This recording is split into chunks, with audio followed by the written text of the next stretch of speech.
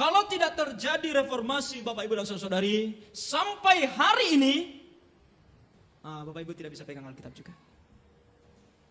Sampai hari ini firman Tuhan ini tidak bisa kita baca. Betapa bahagianya kita sekarang. Ketika firman Tuhan yang diberikan oleh Tuhan kepada kita, boleh kita pegang. Boleh kita baca. Dan bukan hanya kita baca dalam bahasa aslinya, tapi supaya kita mengerti, kita baca dalam bahasa Indonesia. Semua ini terjadi karena reformasi. Makanya kalau dibilang, itu sudah 500 tahun yang lalu, itu sudah tidak relevan.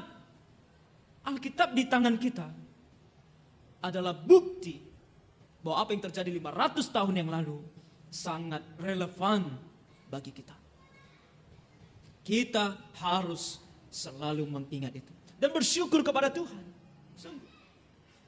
Kalau tidak, kalau zaman sekarang saja Alkitab ada di tangan kita, kita bisa baca, kita bisa tertipu dengan banyak ajaran.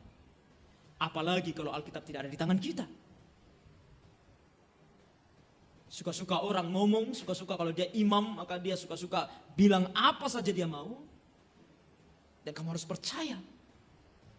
Dan itu yang betul terjadi. Sampai muncullah seperti Martin Luther, John Calvin, William Tyndale, John Huss. Mereka yang punya akses kepada Alkitab. Kenapa? Karena mereka imam. Ketika mereka membaca Alkitab, mereka temukan bahwa banyak ajaran gereja yang tidak benar. Salah satu yang terjadi adalah ketika Martin Luther melihat adanya penjualan surat pengampunan dosa. Indulgences. Indulgensi dalam bahasa Indonesia. Surat pengampunan dosa. Kamu mau diampuni dosanya, beli surat ini.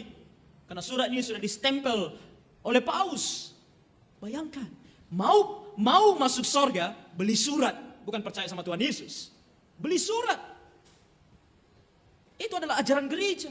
Dan bagaimana kita bisa tahu itu benar atau salah? Orang Kristen tidak bisa tahu. Karena gak ada Alkitab di tangan mereka. Martin Luther tahu. Kenapa Martin Luther tahu? Karena dia imam.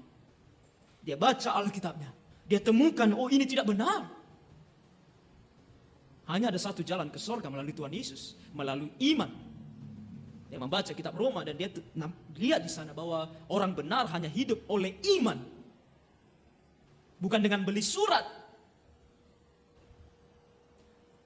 Dari firman Tuhan itu